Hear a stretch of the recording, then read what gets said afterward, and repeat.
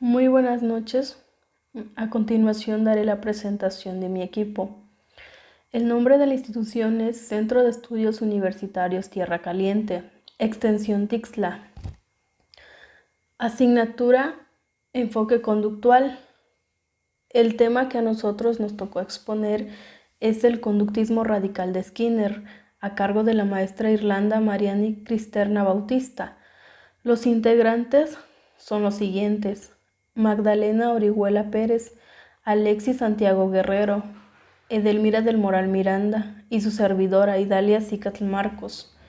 A continuación daremos el siguiente paso a la exposición. Hola maestra, compañeritos, buenas tardes. Mi nombre es Magdalena Orihuela Pérez. Estoy estudiando la licenciatura en psicología. El tema que nos tocó abordar es el conductismo radical de Skinner. Antes daré su biografía. Nace el 20 de marzo de 1904. Es un niño extrovertido que le gustaba de la escuela y del aire libre. Intenta ser poeta y narrador, pero no lo logra. Luego de leer el libro de Paulo, decide que su futuro está en la psicología. El libro más importante fue el del organismo. La conducta humana. La conducta humana es un fenómeno que desde la antigüedad se ha intentado explicar de diferentes formas. La psicología intenta conocer los mecanismos que influyen en nuestra conducta. Tradicionalmente, la psicología se ha ocupado de aspectos mentales que determinan nuestras acciones. El conductismo, como planteamiento terapéutico, sostiene que es posible modificar las conductas no deseables. Hay dos muy grandes, importantes preguntas que tenemos que hacernos. ¿Qué hay detrás de nosotros, de nuestro comportamiento? ¿Por qué nos comportamos como lo hacemos? La psicología a menudo ha intentado dar respuesta a estas cuestiones desde diferentes puntos de vista. Uno de los paradigmas que ha intentado explicar es el conductismo, y dentro de esta corriente uno de los enfoques más conocidos es el conductismo radical de Skinner, que a continuación seguiremos viendo.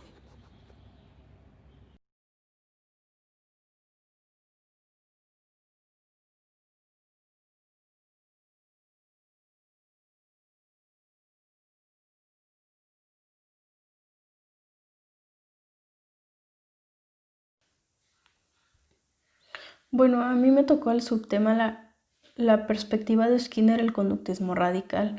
Primeramente realicé una investigación preguntándome qué es el conductismo. Lo que encontré es que el conductismo es una teoría psicológica cuyo objetivo de estudio es la conducta humana. ¿Qué quiere decir esto? Es decir, todo aquello que se puede observar en el ser humano, y que también este conductismo tiene por método de estudio el condicionamiento clásico y el condicionamiento operante, que a continuación lo veremos más adelante Bueno, Skinner mencionaba que el conductismo radical considera que aunque el condicionamiento clásico, también denominado respondiente, es una explicación válida para entender las reacciones hacia un estímulo concreto, no es suficiente para explicar nuestro comportamiento respecto a él. Aquí lo que Skinner quería decir es que el estímulo-respuesta no era suficiente para que tuviéramos cierta conducta. En pocas palabras, que el estímulo-respuesta no definía la conducta del ser humano. Es por ello que Skinner, principal autor y desarrollador de este tipo de conductismo, consideró y defendió que la conducta humana no está causada únicamente por la asociación estímulo-respuesta, sino que la raíz de la conducta se encuentra en el efecto o las consecuencias que los propios actos tienen sobre nosotros mismos. Es decir, que durante nuestro desarrollo solemos tener patrones de conducta. Estos patrones de conducta que nosotros solemos tener, perdón, es porque hay factores que influyen dentro de esto.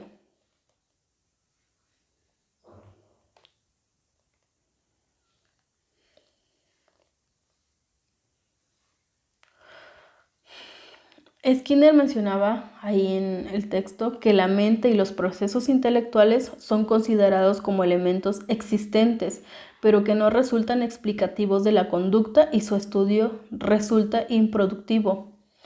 En todo caso, podría definirse el pensamiento como una conducta verbal derivada de los mismos principios del condicionamiento. Dentro de esta lectura, Skinner decía que el pensamiento él decía que el pensamiento era como una conducta verbal. Esto a él, decía en pocas palabras que el comportamiento era el reforzamiento.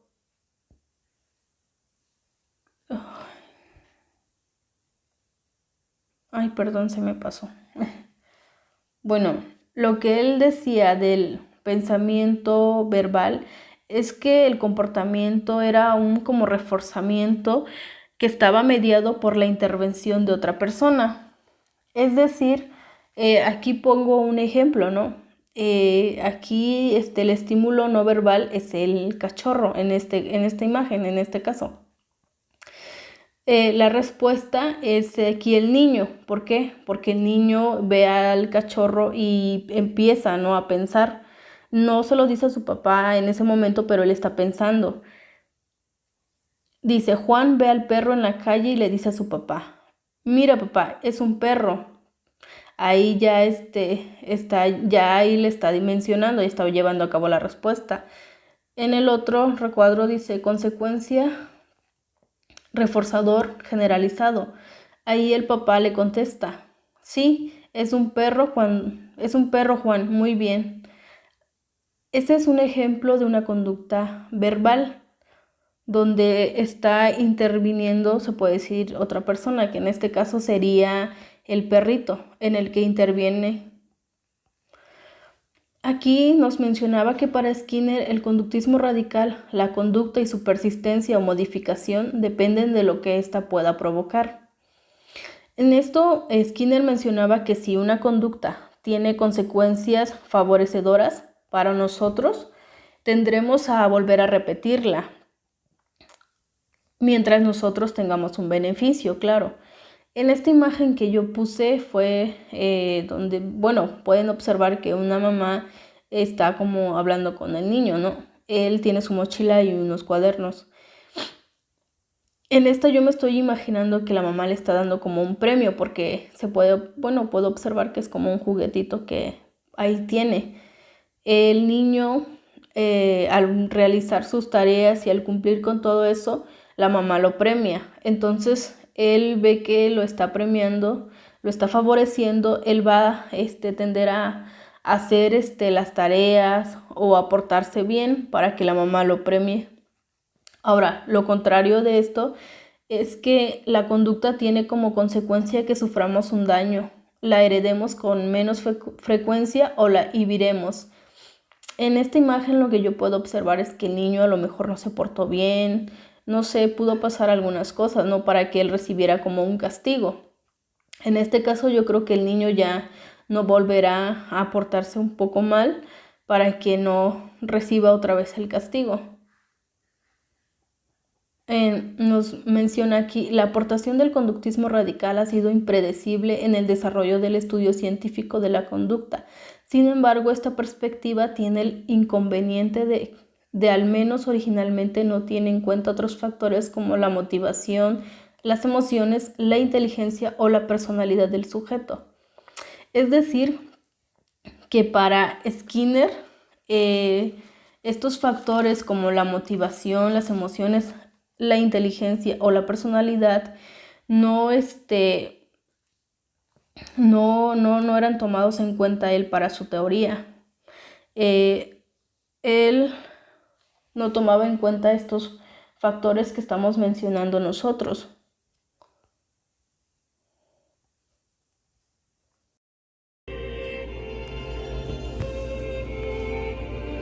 Hola, muy buenas noches. Tengan todos ustedes, mis queridos compañeros, compañeras, querida maestra. Nosotros somos el equipo número 2 y nos toca exponer el tema del conductismo radical de Skinner. Y bueno, en lo personal, a mí me toca compartir con ustedes el subtema de aplicaciones del conductismo radical. El conductismo radical ha sido un enfoque en el estudio de la conducta con una gran importancia y presencia en diferentes ámbitos, entre ellos el clínico y el educativo. Bueno, como todos sabemos que el ser humano obtiene un aprendizaje y esto se da en el ámbito educativo. ¿Cómo aprendemos en el ámbito educativo y cómo se dan esos reforzamientos positivos o negativos según Skinner? Bueno, ponemos un ejemplo. Si es que una maestra en un jardín de niños con alumnos de 3 años, que es la edad en que empezamos a aprender nuevas cosas, empieza a enseñar, digamos, los colores. Cuando le muestra los colores y les empieza a explicar este color es verde, este color es amarillo, cuando los niños tienen que repetir y aciertan con el color, la maestra les aplaude y les pone una estrellita. Entonces esto es un reforzamiento positivo. ¿Por qué? Porque motiva al niño a hacerlo mejor, a poner más atención y a reforzar exactamente su aprendizaje. Esto lo podemos ver no solamente en niños de kinder, es más, hasta el nivel que nosotros estamos en un nivel de licenciatura. Si nosotros hacemos una buena participación y una de nuestros maestros nos felicita, a nosotros nos motiva a seguir echándole ganas y a seguir estudiando. Entonces, lo estamos viviendo en todas las etapas de nuestra vida. Como lo decimos, nunca dejamos de aprender cosas nuevas, ¿no? Entonces, siempre y cuando se nos motive a hacer algo bueno a partir de un reforzamiento positivo, el aprendizaje siempre va a ser significativo. Y bueno, la idea de que la conducta depende de sus consecuencias y que ésta puede modificarse mediante el uso de programas en la que determinadas conductas se refuercen o castiguen, como lo comenté hace rato. Si nosotros en cualquier etapa de nuestras vidas estamos aprendiendo y se nos está reforzando con cuestiones positivas, pues nosotros nos motivamos y generamos aprendizajes significativos. Y esto, como lo dice aquí, se modifica dependiendo de las consecuencias que esto pueda determinar, ¿no? Si nos motivan, aprendemos bien, y por el contrario, si voy a citar otro ejemplo, si estamos en un salón de clases y una maestra lejos de si hacemos algo bien nos regaña o nos avergüenza si te piden que participes y haces un comentario que no es positivo, no es acertado, si la maestra te pone en evidencia frente a tus compañeros, lo que va a ocasionar esta maestra es traumarte, te va a ocasionar un trauma y después no vas a querer participar, te va a dar miedo. ¿Por qué? Por el temor a que te llamen la atención o porque te da pena porque tus compañeros empezaron a reír de ti y ya no vas a querer volver a participar. Entonces, esos son los reforzamientos positivos o negativos que dañan o ayudan a las conductas.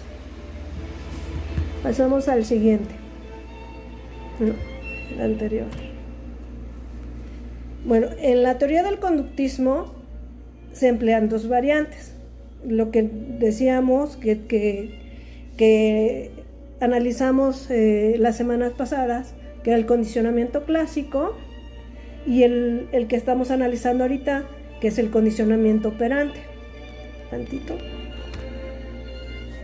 Como todos sabemos, en el condicionamiento clásico se describe una asociación entre estímulo-respuesta, y en el condicionamiento clásico busca la consolidación de una respuesta según el estímulo, buscando los reforzadores necesarios para implantar esta relación en el individuo. Esto ya lo manejamos muy bien, ya tenemos muy claro lo que es un condicionamiento clásico, y cuando le tocó exponer a la compañera Idalia, nos habló del condicionamiento operante, y obviamente también ya nos ha quedado claro, lo estamos explicando nuevamente, que se da por reforzadores, estímulos, reforzadores, estímulos negativos y positivos.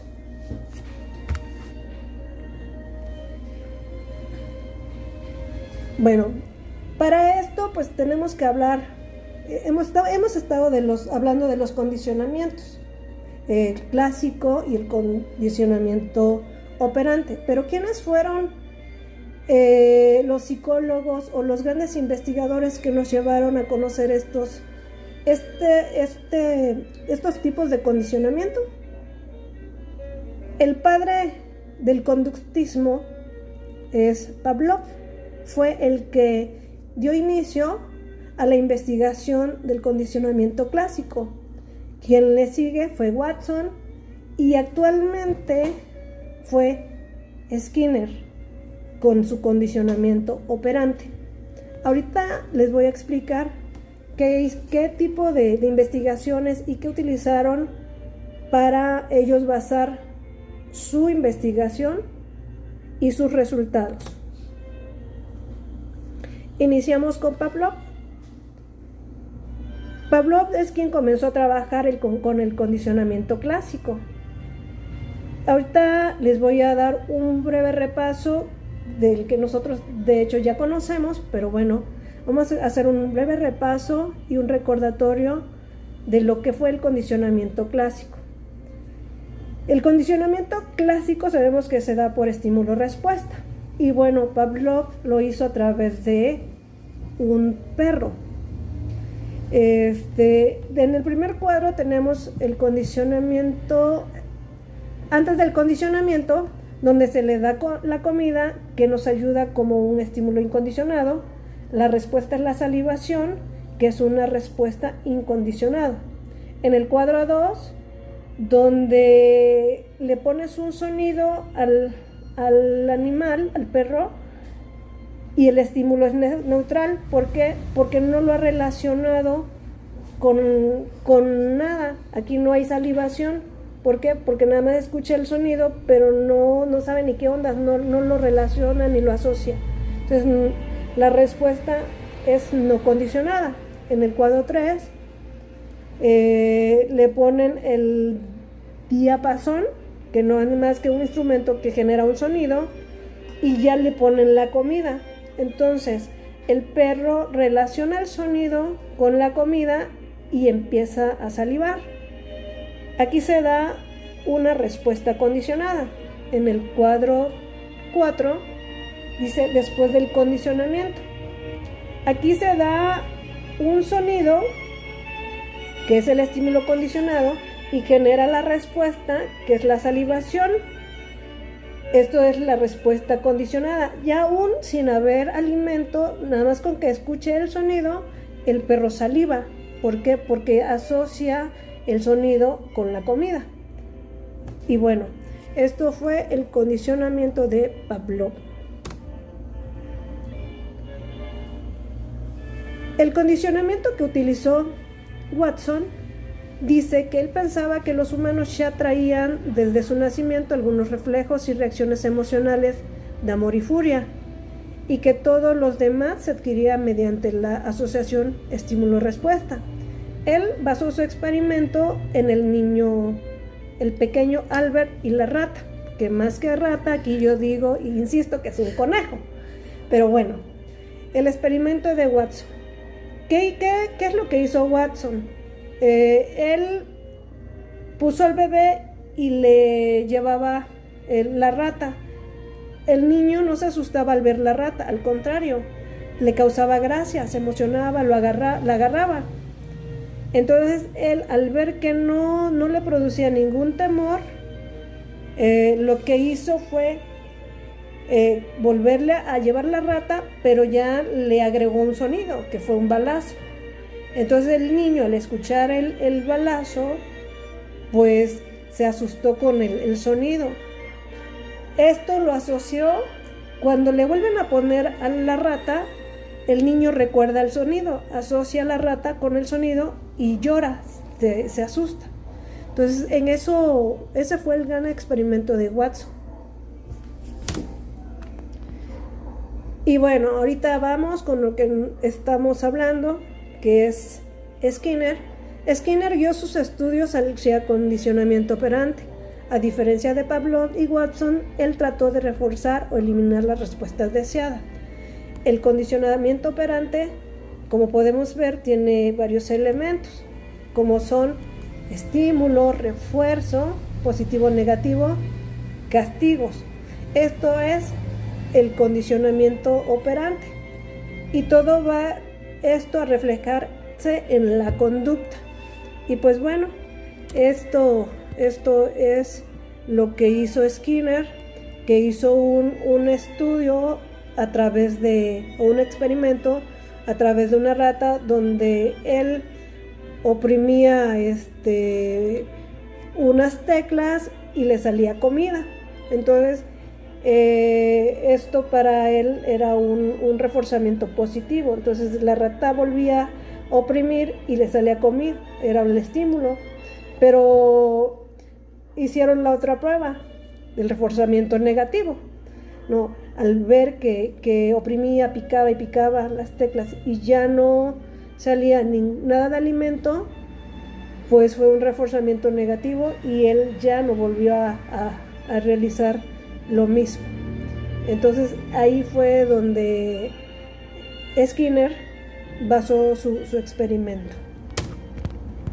Compañeras, compañeros, el equipo llegó a la conclusión de que el condicionamiento de los tres psicólogos, empezando por el padre del conductismo, como lo es Watson, basaron sus teorías en la investigación de la conducta del ser humano, donde Pavlov y Watson investigaron y descubrieron el condicionamiento clásico, y Skinner, no conforme con las investigaciones de sus colegas, llevó más a fondo su análisis, poniendo en práctica su teoría del condicionamiento operante. Y bueno, eso es todo, compañeros, por nuestra parte. Agradecemos mucho su atención, esperamos que haya quedado claro y pues de no ser así estamos abiertos a sus preguntas. Muchas gracias.